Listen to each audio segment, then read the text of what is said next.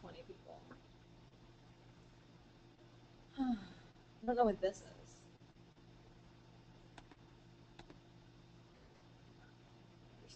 They're having. What is that?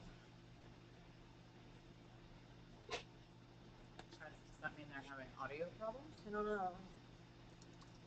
Inattentive? I don't understand. Bored. Oh. Okay, well.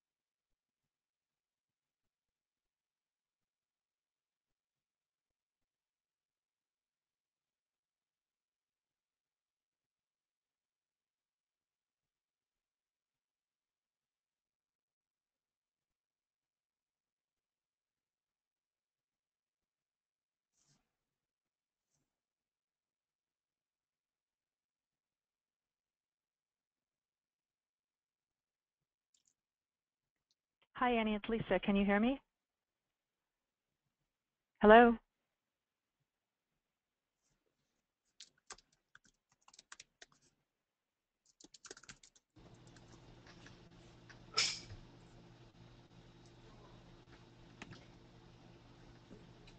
Good afternoon, everyone. This is Annie McShiris again. We're going to get started.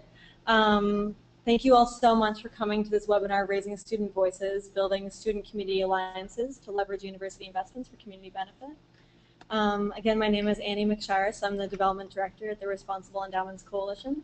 And before we get started, I just wanted to let people know a couple things with the tech side. If you're using your computer for this webinar, if you're having trouble with audio, you can click your audio tab on the control panel and just make sure that the volume is all the way up and that you've clicked on mic and speakers for your computer.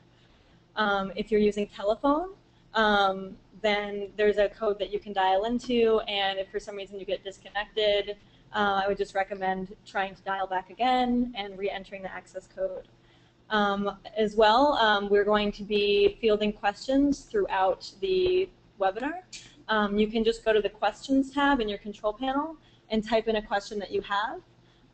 Questions regarding content of the presenters, we're going to actually compile and answer at the end of the webinar. Questions that you have regarding technology issues, you can type it in and I will answer to you on an individual basis. Thank you all so much again, and without further ado, I'd like to introduce Lisa Davis, who is the Program Officer for the Metropolitan Opportunity Program at the Ford Foundation. Hi, good afternoon. Can everyone hear me? Annie, can you hear me? Yes, I can hear you. Okay, great. So thank you all for joining us this afternoon, and I just wanted to spend a couple of minutes explaining why this was interesting for the Ford Foundation and why we sponsored this research and wanted to be able to share it with a broad audience. As you may know, the Metropolitan Opportunity Program at the Ford Foundation is embarking on a strategy using grants and PRIs in community investing and trying to bring in new investors at scale to the community investing space. And have been looking at a variety of different ways to do this, both through CDFIs and non-CDFI vehicles, and really focused on also what is the leverage that we have with particular classes of investors to seek additional investment in communities, in things like housing, jobs, infrastructure, and community facilities. So I met Dan and Annie through some folks at SEIU and became very interested in learning more about what they had done and what models were available for working with universities, especially university endowments, to bring more investing into the space. And I think universities are important partners for us for a number of reasons, not only because of the possibility of some investments from the endowments, but also because in the 10 metros where we're making investments, universities are also very important anchor institution partners in many of the activities that we undertake in housing, transportation, and land use policy. So I'm really pleased to be able to present this to you. I'm very interested in feedback, and particularly interested in how you might see using some of the materials in this research and some of the outcomes of this to actually leverage investment and build the field. So thank you very much, Annie.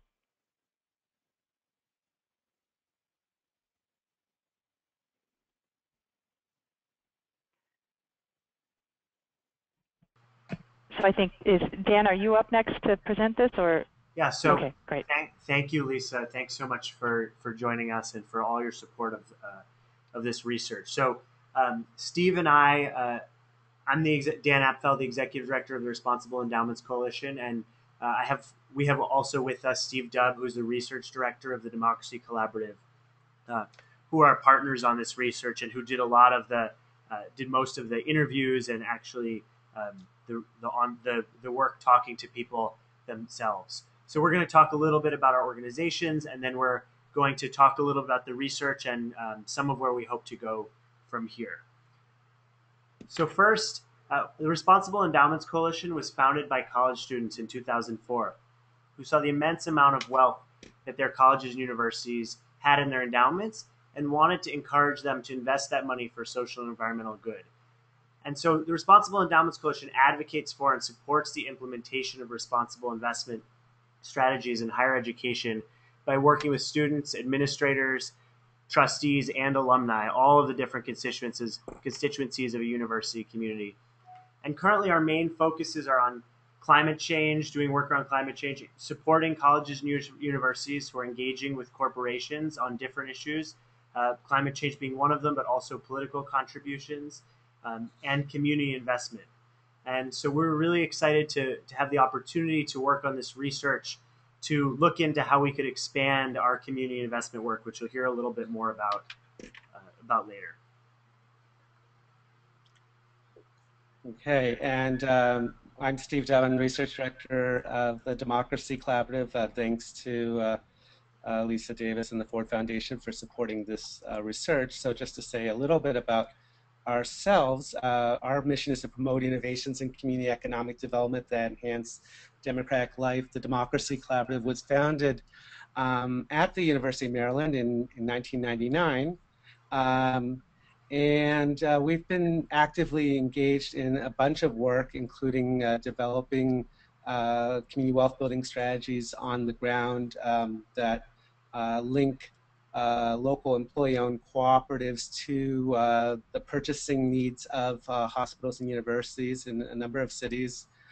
We've been writing research reports on anchor institutions and doing research in that field since about 2005, and have also participated in the building of the field, including helping actually found the Anchor Institutions Task Force with a bunch of other partners. And we provide the communitywealth.org web information portal, which actually the Ford Foundation provides some of the seed funding that got that portal started in 2005.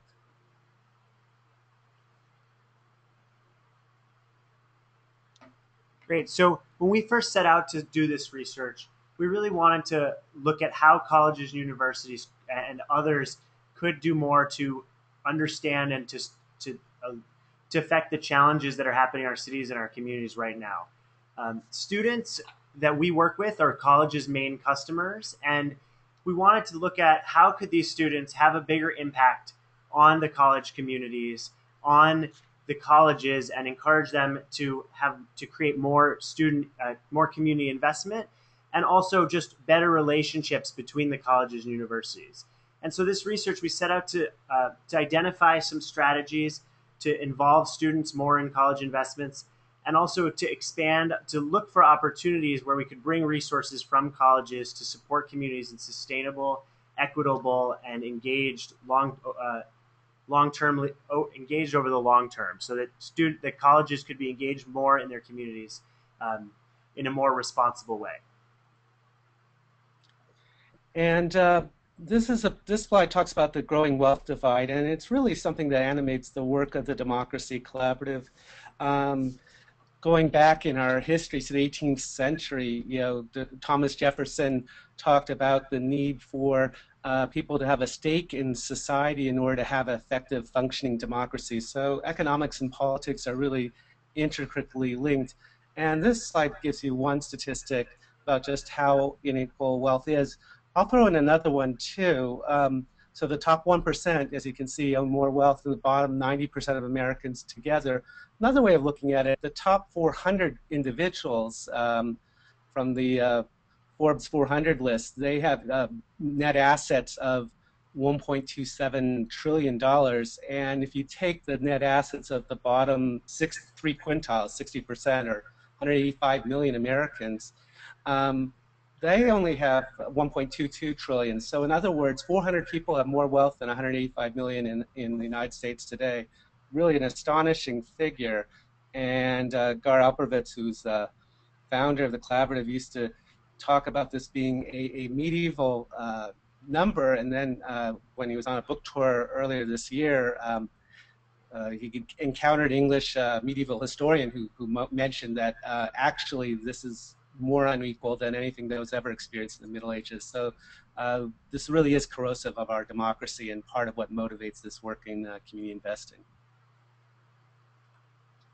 So we wanted to give you a little bit of background on the higher education industry that we're talking about, and why there's a lot of potential for higher education to support community economic development.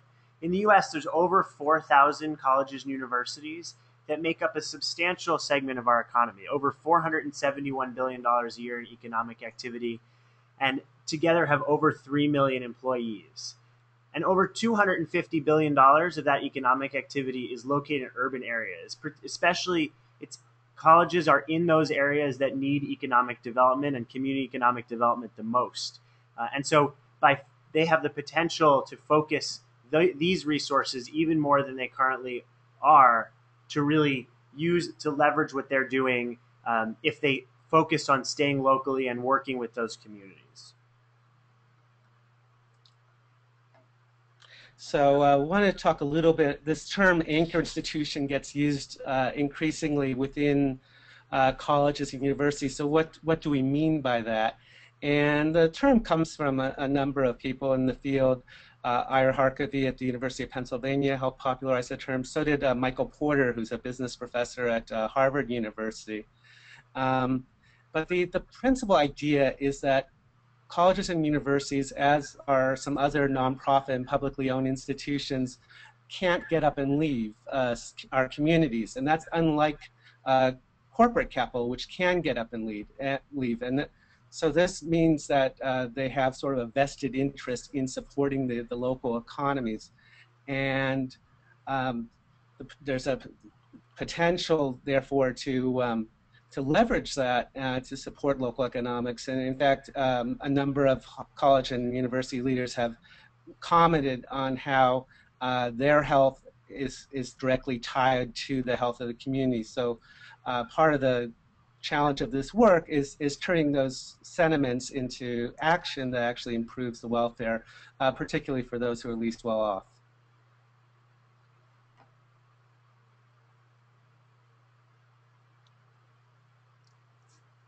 And here's some more. What can you do with these institutions? Well, there's a lot of different mechanisms that are available.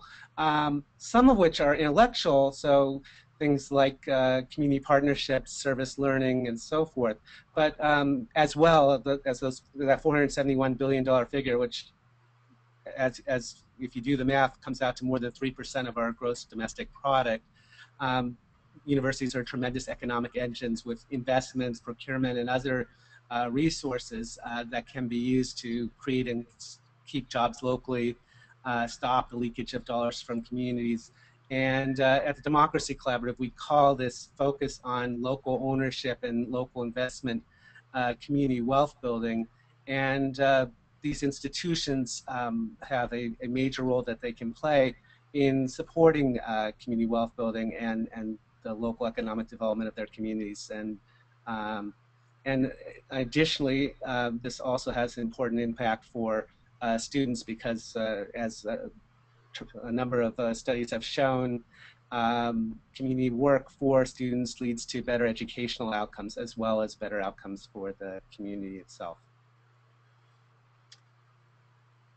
And this is from a work that Rita Axelrod-Hodges and I authored that was published by Michigan State University last year called The Road Half Traveled.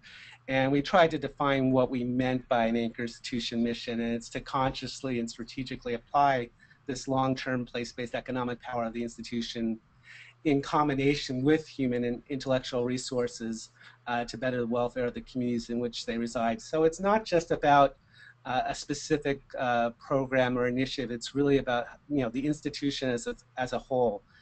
Is it aligning its economic activities with its educational goals with the welfare of the community? And so we just wanted to quickly review for you the different community investment options for colleges and universities. Community investing is just one part of an anchor institution strategy, but it's actually one of the most underutilized. And one that we focused on in this research and are talking most about, but not exclusively about today. So this slide is an overview of the different kinds of investments likely that colleges and universities could make. The easiest ones are for them to just make insured deposits in community development financial institutions and banks and credit unions that are focused on serving low-income communities and that are already engaged in community economic development and building community wealth. And colleges can also get involved through other means, through those kinds of financial institutions, or through direct investments. Many colleges already make direct investments in real estate, but they don't necessarily think about the impact that they're having on the community, and they often don't bring that in early on in the process. So instead, they could look at the real estate that they're purchasing, that they're owning, that they're investing in locally, and think about how can the college help leverage their land holdings and use their land holdings to support low-income people and small businesses, and to focus their investments in a way that are having a positive impact on the local community.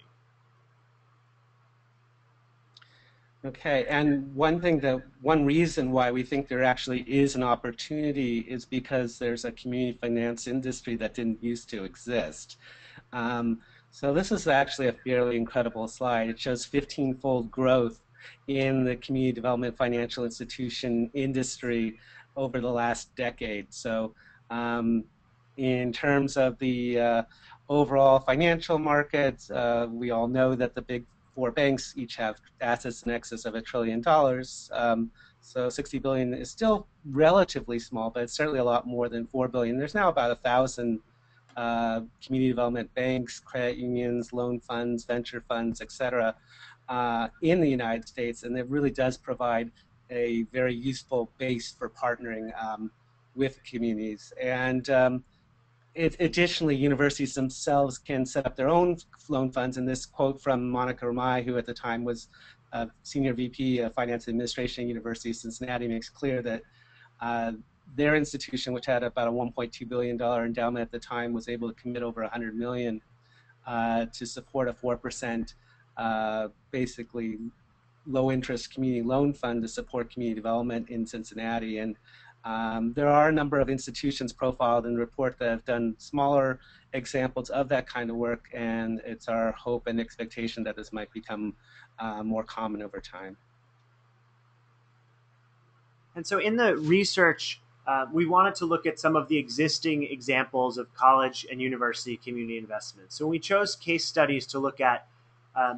We looked at ones that come in a few different categories. Those that were led by the college administrations or college administrators who decided for one reason or another, or worked with the community or the city government, that they needed to make investments in institutions, in community development financial institutions, or in the community, sometimes because of negative reactions that they've had or negative relationships, that that this was sort of a way to pay back or to make amends for their for the challenges that had been going on, and that also sometimes to look at the examples that were led by students and to understand what worked about the student-led campaigns and what didn't, and how could the student organizing be more successful and lead to a larger scale potentially, and what were some of the challenges and opportunities from that.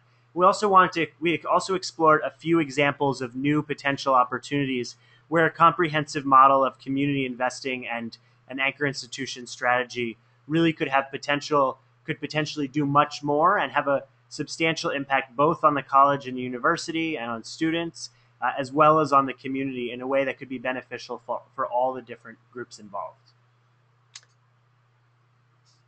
So I'm going to talk briefly about two of these administrative-led cases. University of Pennsylvania is probably nationally the best known, and they currently purchase over $85 million in goods and services from local businesses. And this wasn't always the case. In the mid-'80s, they purchased less than $1 million in goods and services from local businesses. So obviously that has a huge local multiplier effect, resulting in millions of wages that would otherwise not be earned in the community, hundreds of jobs, and general economic activity. They also did a lot with real estate, particularly around the area of 40th Market, and more recently along Baltimore Avenue and some other areas in West Philadelphia. And have been sort of, by placing their investment in community redevelopment, have helped encourage other investments to occur. And this isn't without its downside in terms of sometimes forcing prices up and leading to some residents being displaced. But I think there has been a lot that's been accomplished in terms of improving local economic outcomes. And Duke, which is the other case that I'm gonna, can I get the next slide? And Duke, which is the other case I wanted to mention briefly, they put over $100 million in operating funds to support redevelopment, which included refurbishing downtown warehouses. So it wasn't a case of ripping down buildings, but rather rebuilding the existing infrastructure. Like Penn, they've actually put their purchasing dollars to work. And the point to keep in mind is this isn't a charity thing by the universities. They have to purchase goods and services from someone, but by focusing the purchasing on low-income communities in their local area, they have a much greater community economic development impact. Duke has also been a major investor in local community credit unions, and in that way help build the community development financial industry, financial institution industry that we referenced earlier. So they're playing a capacity building role as well. So over the last 7 years, the Responsible Endowments Coalition has focused on, as one of our projects, on working with students to encourage colleges and universities to invest more into the community, into community development financial institutions and to communities that they're located in. And so we've moved over $5 million into CDFIs and community investment institutions, and just a few of these examples. That recently at the University of Chicago, the administration agreed to invest $250,000 into 4 CDFIs on Chicago's South Side. Fordham similarly agreed to invest in the Bronx, and Wesleyan recently into community banks in their area. And one of the things that came out of this study is that, unlike some of the other things that students ask for, the administration at these schools felt like both that these were easy and asks that could be that really made sense for the institutions, and they also felt like that this was something that they could use as a way to promote the school and really to support the local area without having a cost for the institution themselves. And so they saw that this was a place where administration students actually came together and said, this is something easy we can do as a first step towards community investing. But there were challenges to both the student models of engagement and to the models of engagement with administrators that were administration led. Both so some of them in the student engagement, there's struggles with scale where students have not been able to push or to promote large-scale investments like Penn or even Duke. The investments, the largest investment has been $1 million, the one at University of Chicago, and many of them have been in the $250,000 to $500,000 range, which is a great start, but really is not enough to have a major impact on either the institutions or the communities. And another challenge has been colleges' unwillingness really to act in many places beyond doing a small number of deposits or just even sometimes just telling students to engage themselves with the community development financial institutions. This is an opportunity for colleges to have to really get more involved in that. But so on the college side, there were also some challenges, and that in many of those cases, community members have looked and seen and felt like that the colleges did not engage enough with the communities, and that they were unhappy with what had happened or the way that the college investments had been made or the anchor institution strategies had been implemented. And another challenge has been really understanding the community impact, whether it's positive or negative, and understanding it and being able to quantify whether it's positive and who's interpreting it in what ways has been a challenge and something that's important in order for this work to grow, to scale, both financially and in terms of partnerships and a willingness from universities to get engaged doing this.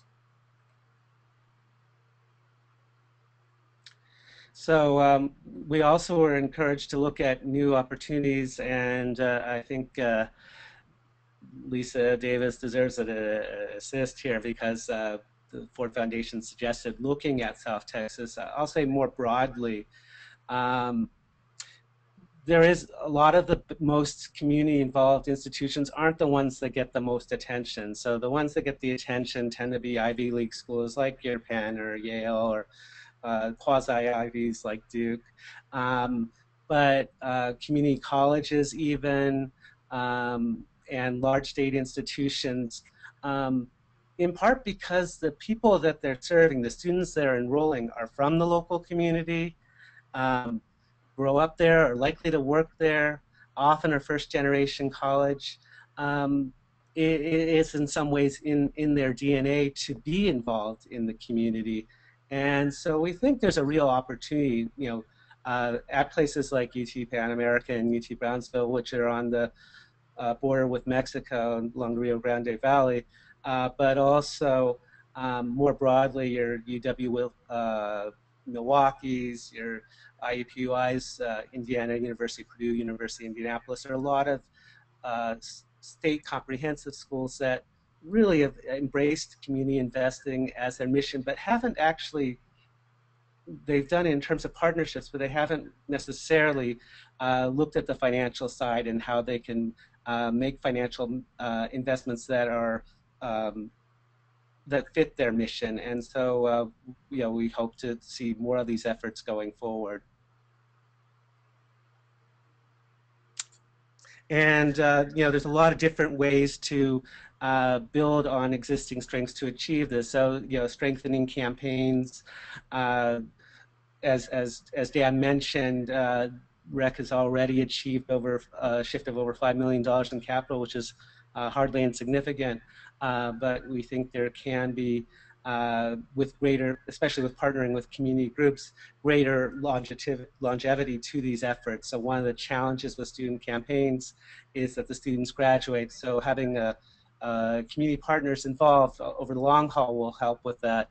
We also think that students can be connected to higher education networks.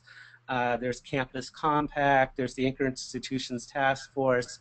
There's a lot of different organizations that do exist that network faculty and administrative leaders, or even service learning center directors, but students aren't as integrated into these events as they could be. We see that as an important priority for the movement.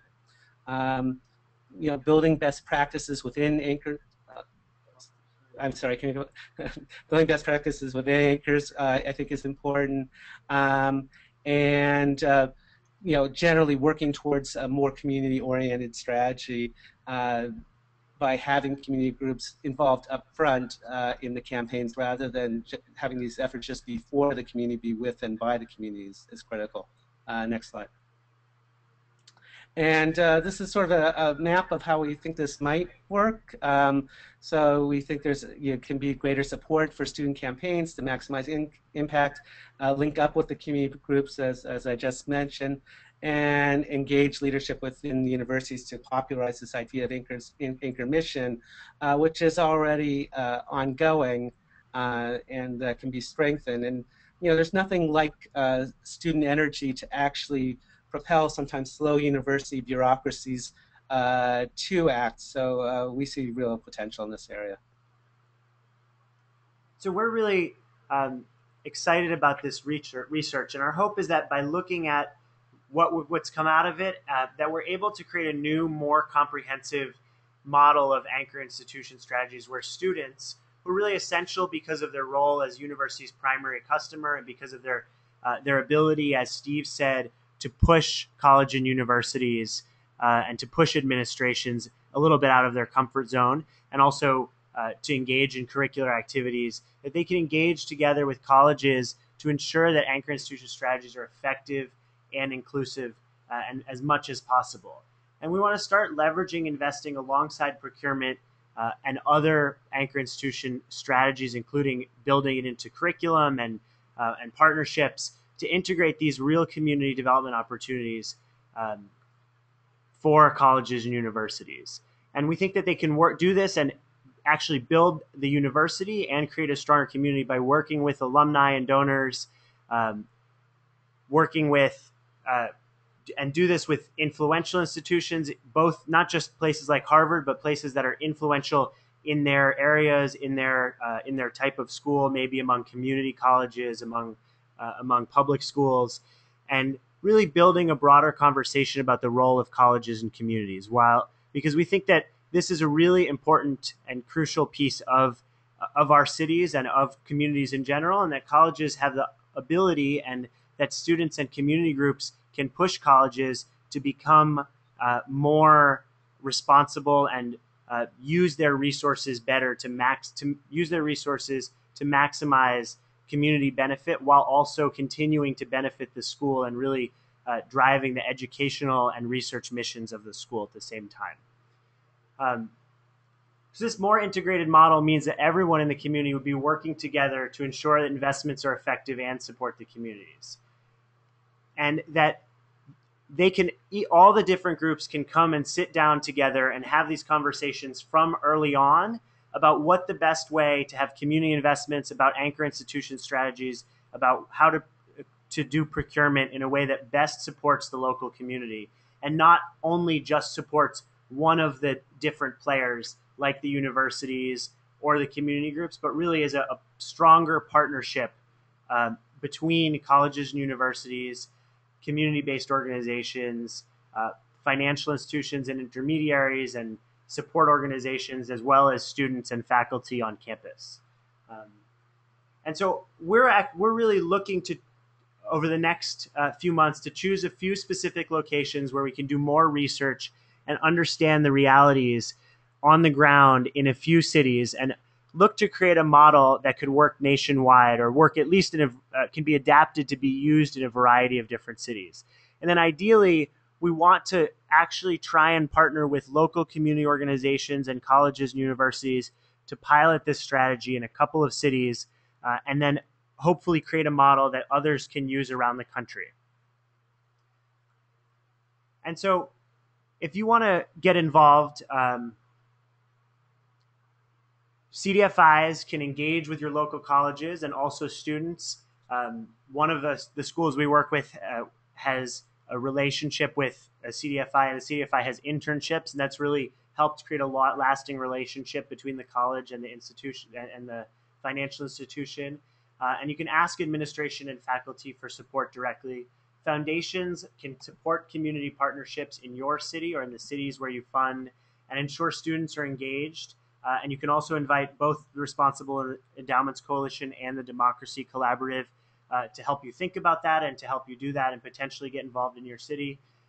And if you're from a college or university, you can look to leverage all of the college's resources, including the college and the college's curriculum, your endowment, your investments, and your procurement to support the local community, and to do it from the beginning, to engage with the community from the beginning and with students from the beginning, because these kinds of things, these engagements have the most potential to be successful when everyone is engaged from the beginning and comes together and understands that together that we can really create that a stronger local community can be created through investment and support from institutions by partnering with community organizations and students and others to get involved.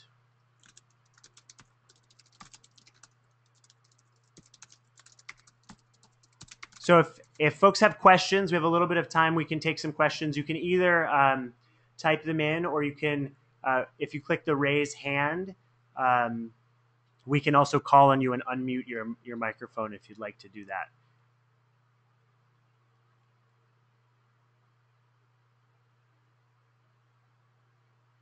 Annie, do we have any questions?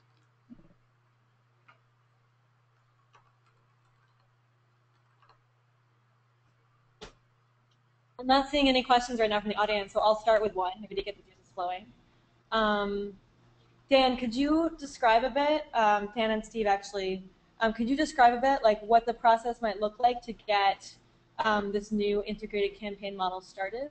What would a student need to do at a university or a community member do in a university town to get the ball rolling with some of these more comprehensive community partnership strategies? Sure. Well, I'll start. The first thing that a student could do is definitely call the Responsible Endowments Coalition. We can help you. And then I'd say it's useful to engage with a local community development financial institution or community organization, really to understand what the local needs are in your community and what the relationships are. And that by working with them, you really can help get other students involved, and also then talk to the administration about how they can get involved in solving or being part of the solution to local problems.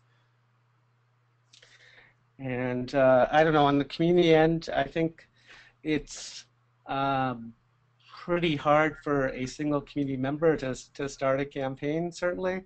But if for a community organization that has, if that community member is a member of an organization, whether it be their church or a community development corporation or some other community-based group, the first thing to do is, of course, to seek out folks at the university. Sometimes it's easier to negotiate than other times, but there often is a community partnership center. Those folks are empowered, if you will, to be sort of a front door for their institutions where those exist. Certainly also you can contact the Democracy Collaborative. Our website is community-wealth.org, and you can reach us by email at the info@community-wealth.org. And we can talk about different types of community strategies and put you in contact with REC and try to build on both ends. But so I think there are some potentials there. I think part of the challenge of a lot of this community development work is building capacity of community organizations, and so sometimes we can sort of identify, work with both the community groups and student groups through REC and the universities to try to come up with some common strategies to build that capacity. So I think Beth Hertz has a question. You should be unmuted.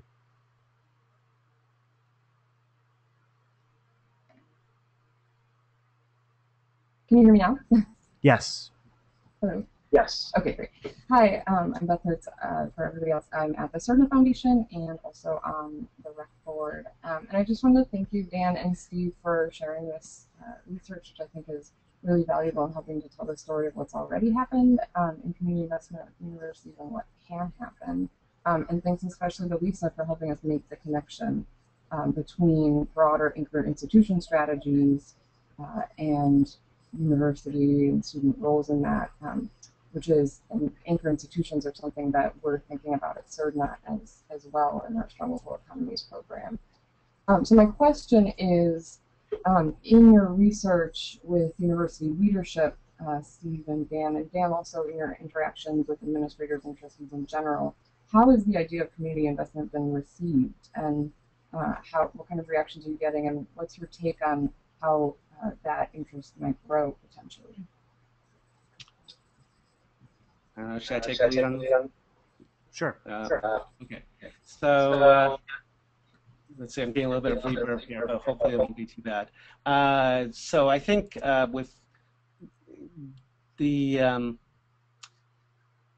reality, I think, is you find a lot of universities that are interested in an anchor institution strategy and supporting community partnerships, and even in using, I think, if you look at those different types of strategies, I would say using real estate in a more thoughtful way to support community development is becoming increasingly common. And actually, Wim Whewell, who's president of Portland State University, has written on that topic. Purchasing is starting to happen more, and there actually are efforts both, with minority contracting, some of which is actually federally required, as well as increasing interest in green procurement or environmentally sympathetic, supportive procurement.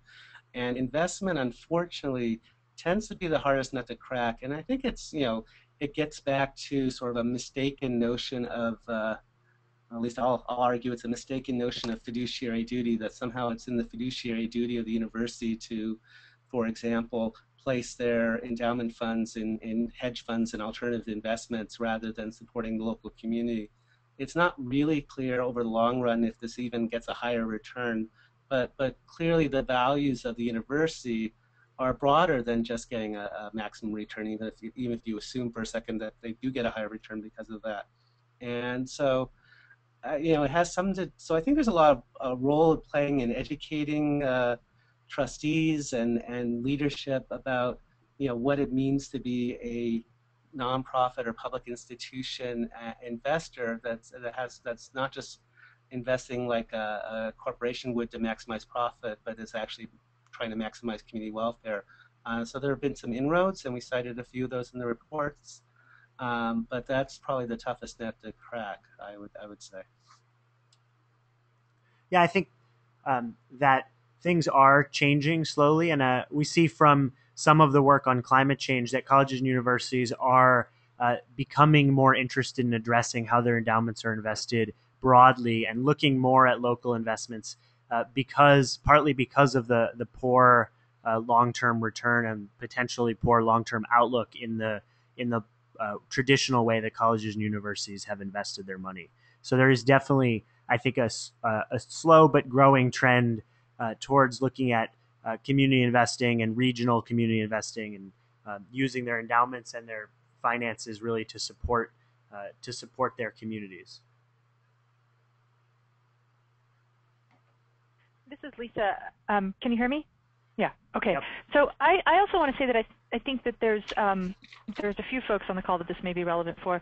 That we have a responsibility in the community development industry to understand a little bit better what type of investments might be attractive to endowments and work on creating some more of those. And that's part of what Ford is trying to do with our community development finance strategy. We're focused on creating community investing market-facing products that can that places like endowments, university endowments, foundation endowments might be attracted to. And it's a little bit of a different mindset, obviously, from where we in the community development world usually think about in terms of wanting to have products and investment vehicles that are small and unique to the place.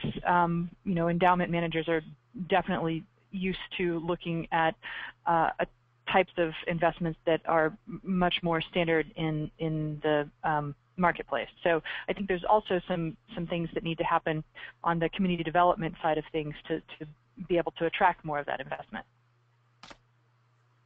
I would agree with that, Lisa. Steve. Hi, this is Annie. I'm moderating the questions. We've got about 6 to 7 questions that have actually just come in the last 5 minutes.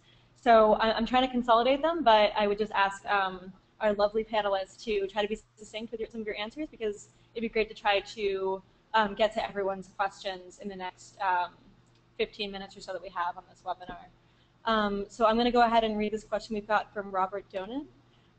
He's asking, what thoughts do you have on colleges investing in communities with whom they have a service learning partnership? I'm particularly curious about rural colleges that might not partner with their immediate neighborhood, but rather with a service learning partner community located at some distance. Well, I can speak to that a little bit. Is that, I think that college and university communities can be defined in different ways. And for instance, we work a little bit with Loyola University of Chicago, and they have a really strong relationship to Appalachia. They do a lot of research there. They send students there. And I think that engagement for them could mean engagement in Chicago and also could mean engagement in Appalachia, and that the university community is really where students are, where resources are, and that it can be defined more broadly than a local area. It could, for some, a local area is a neighborhood in a city, and for some it's a whole city, and for some it could be a region, whether it's Appalachia or Western New York or some other region that they identify as being essential to the college's long-term success and to the success of the students, and an area that really needs that kind of partnership and investment. And I'll just briefly add, the history of community engagement really dates back to the land-grant movement and the Land-Grant College Act of 1862, and that was mostly focused on rural communities. Service learning itself started in rural Tennessee, so I think that there's a lot of potential for this model to be applicable to rural communities as well as urban communities.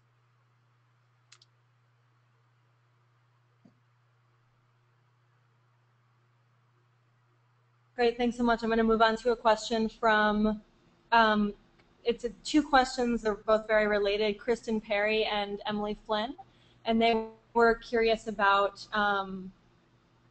the connection between the climate change work and the student divestment movement and community investment. Kristen asked, thus far we have focused our divestment campaign on divestment specifically and done a lot of community outreach. Could you recommend resources that might help a potential expansion into suggesting environmentally friendly reinvestment alternatives? Sure.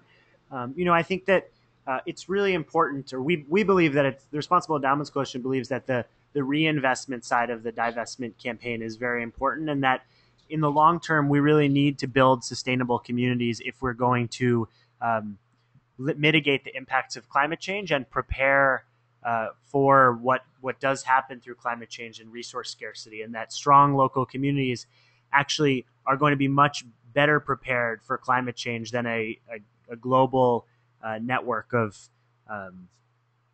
than global companies, and that communities without strong local economies will be in trouble with climate change. And so we think that there are that there's important to invest both in solutions to climate change like clean energy, but also doing clean energy and other community investments is an important part of the solution, and a useful part of that campaign.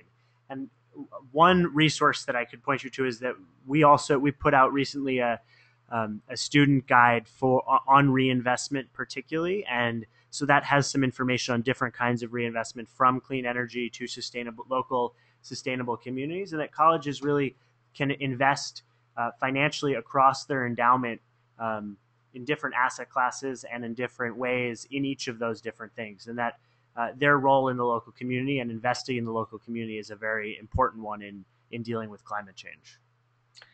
And I'll just add a quick example that I think that achieving climate reduction, carbon emission reductions, and economic development can, if it's done well, go hand in hand. So, for instance, in Atlanta, Emory University, in part because of student pressure, has adopted a commitment to get 70 to 75% of their produce sourced within the state of Georgia, or at least within 150 miles of campus. And they're only at 30 or 40%. So as a result, what they're doing is they're partnering with the community foundation there to develop an employee-owned business that'll be a greenhouse that'll help meet some of that gap. So, and by doing that, the lettuce is no longer being shipped, will no longer be shipped 2,000 miles from across the country using a lot of gasoline to get it there, and will create local jobs as well as in the communities. There's a lot of potential for things like that.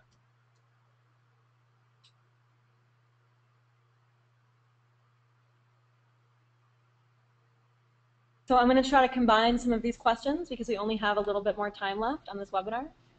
But I've seen a couple of people asking about how intermediaries can be involved.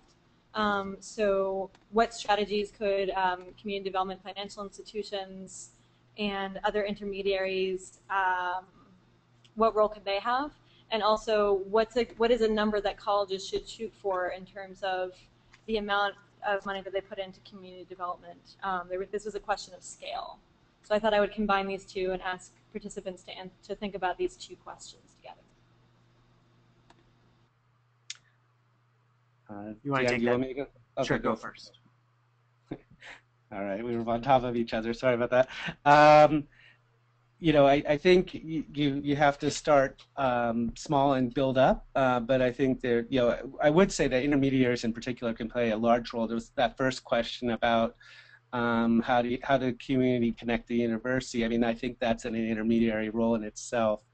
In terms of scale, you know, you would like to see, you know, ideally, I think, and this may get to some of the stuff that Lisa was mentioning, you'd like to see an asset class called community investing that would have at least, you know, a few percent, maybe growing over time, of the university's operating dollars and endowment dollars invested in local community development. And I think that's achievable over time. And, you know, we're talking, if you got 5% of $400 billion in investment dollars invested in community, that's $20 billion. That's not bad. So, and same with the purchasing, you have that impact there too. So I think there are, you know, it can build up over time, but even to get 5% would be a pretty impressive accomplishment. Yeah, we encourage colleges and universities to start thinking about 2%, which is a number that that foundations use and talk about, and that, you know, 2% for a small endowment can still be a substantial amount of money, or for a large endowment can be many millions of dollars, but still enough, but still small enough that they can manage finding institutions to place that money, or partners to work with, or resources, that it's not so much that they're putting a huge amount of capital at risk, but it's really a good place to start and is a real commitment. So that's what we encourage as a starting place. And I also think that, you know, that there are opportunities in local communities, in your regional community, to invest really across asset classes, or at least across some asset classes. And there are people working on how to invest in public companies, or in directly in companies, or in venture capital. There are community development venture capital funds. There's ways to invest in lots of different asset classes already in community investing. And so there's plenty of opportunities there to really create a symbiosis of purchasing and community investing. And for the CDFIs, I think, you know, it's there. One thing that you can do is go and, you know, talk to the colleges and universities, talk to students, and engage those campuses, offer internships. And I think that those different kinds of things can build the trust and build the relationships that the college will feel like it's worth working with you, and hopefully creating a more buy-in for larger investments in the future. Lisa, do you have any thoughts on this? Oh, I think you guys have summarized it very well. Thanks. Okay, so we've got just a few more minutes left and one more question. We've heard from Delma Olivares. What strategies would you recommend for institutions that have little or no influence on the investments of their foundation funds?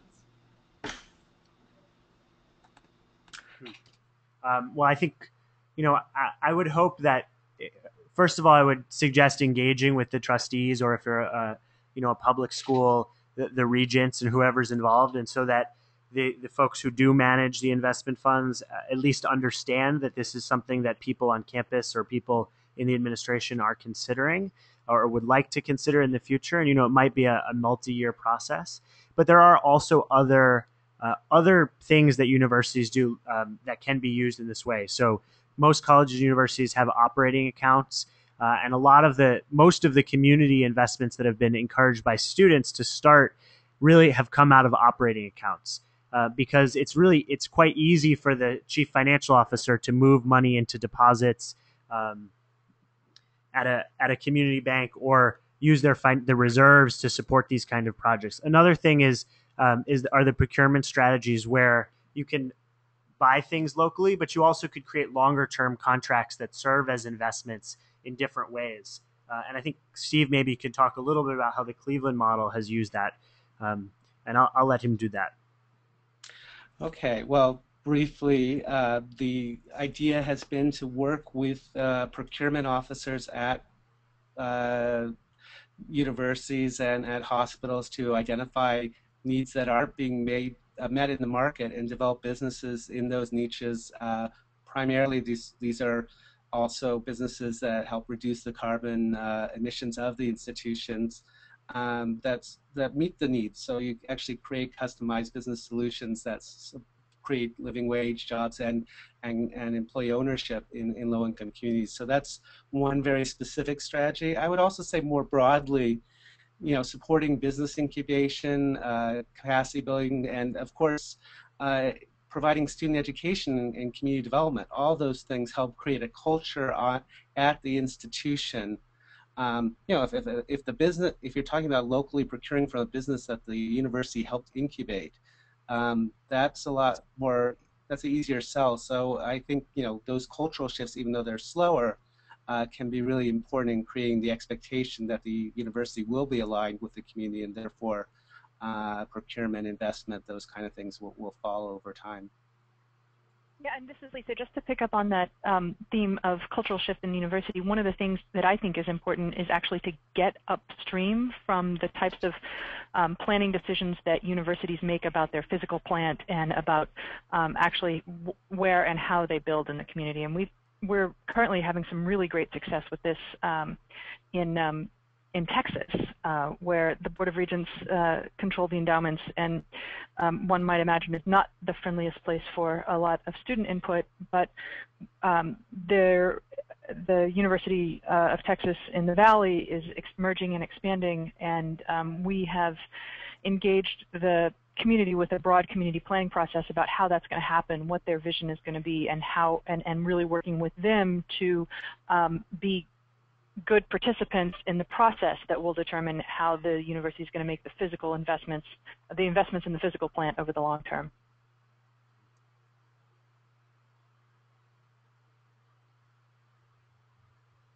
Great. Well, thank you everyone for joining us today. You can download the report on either of our websites, and you can also reach Steve and I at our email addresses that are on the screen now. And I imagine that if you want to talk to anyone else, that we're happy to connect you to try and provide more information about the study, or potentially connect you to some people from the case studies if that's of interest. So thank you again for joining us. We really hope you'll consider and hope this was useful and you learned something today, and that you can use some of these strategies in the work that you're doing in your areas. And I'll just second Dan's comments briefly, and thank everyone, and look forward to further communication on this topic. And we will have thanks. Oh. I just want to say thanks to Steve and Dan and Annie for doing a great job on the webinar and the report. Thanks very much. And we will have the webinar, a recorded webinar, as well as the slides available, and we'll send an email out with them on Monday, hopefully. So thank you so much for joining us.